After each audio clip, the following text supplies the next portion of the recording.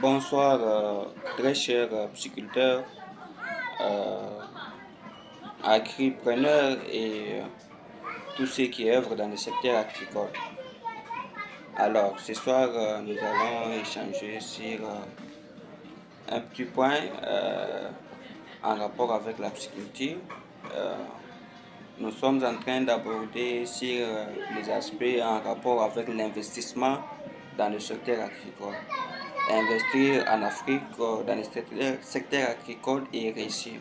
Parce que de temps en temps, nous entendons les gens parlent des investissements dans divers secteurs en Afrique et parfois, bon, il y a même des jeunes qui quittent tout le continent pour aller sous d'autres cieux, voyant que c'est peut-être là-bas que la vie est facile et qu'ici en Afrique les histoires sont compliquées.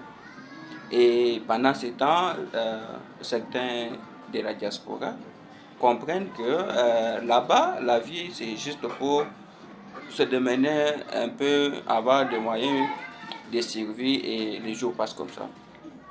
Ils ont compris qu'il y a nécessité de rentrer au pays, aller investir au pays, faire des grands investissements et particulièrement dans le secteur psychologique, le secteur agricole, comme ça, et ça leur permet de constituer des entreprises à vie très durable, n'est-ce pas? Et également très rentable. Notamment, il y a beaucoup de secteurs qu'on peut investir au pays, notamment les différents secteurs, mais moi, je voulais me focaliser sur le secteur agricole et plus particulièrement dans le secteur psychologique, bien que dans notre chaîne, nous parlons de l'investissement dans le secteur agricole dans sa diversité, l'aviculture, la pisciculture. Nous parlons également de certaines cultures de façon plus spécifique. Alors, en rapport avec la pisciculture c'est un secteur qui présente beaucoup d'avantages et surtout dans nos conditions africaines ici, avec tout ce que nous avons comme atout, tout ce que nous avons comme potentialité.